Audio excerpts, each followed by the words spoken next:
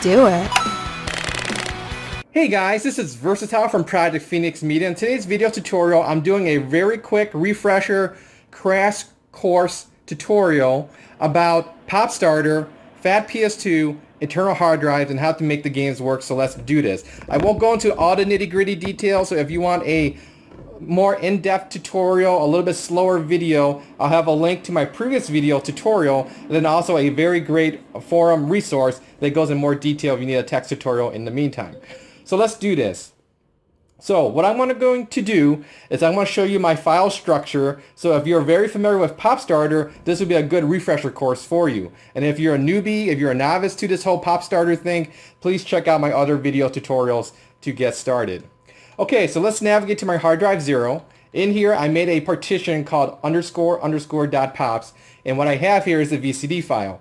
So as a refresher, what I did was I had the bin and queue file, convert that to VCD, and then I transferred that to my hard drive using the PFS shell program. Okay, so once you got your VCD file, make sure you remember what that VCD file name is, because that is important later on. So it's called crash_bandicoot.vcd. Okay, now we're going to go to this __ common folder. Inside that folder, make sure you have a new folder called POPS. Once you have that, then you want these two files, the POPS.ELF and the IOPRP252.img. These two files are files you can just find online through Google, and that's the end of it. Once you have those files, transfer it through FTP or USB into this folder, and you're good to go. This Crash Bandicoot folder, don't worry about it. The game makes it by itself. Last but not least, go into __ sysconf, make a new folder called FNCB. Inside here, you can put your ELF files. That's what I do. So from the PopStarter pack, you have a popstarter.elf file. What you want to do is rename that file to a very exact same name as all your different game VCD files.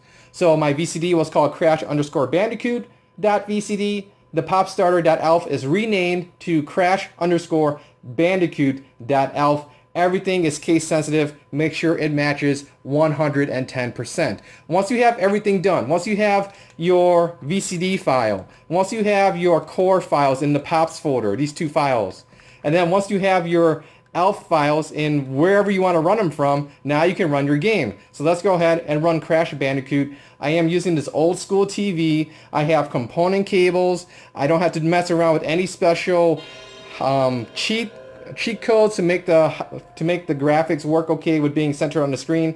So I am very fortunate in that standpoint.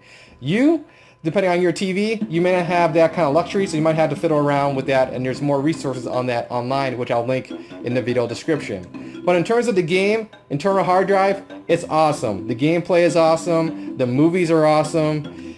And what else can I say? You can have your entire PS1 library on your internal hard drive, assuming you have a large enough hard drive to play all your old school games. It just doesn't get any better than that. So we see that Crash Bandicoot is running great. The gameplay is great. The music is great. The loading times is great. It's awesome. Let's do this.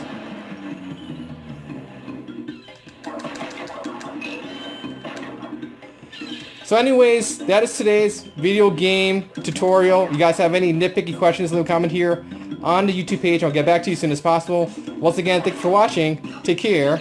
Bye.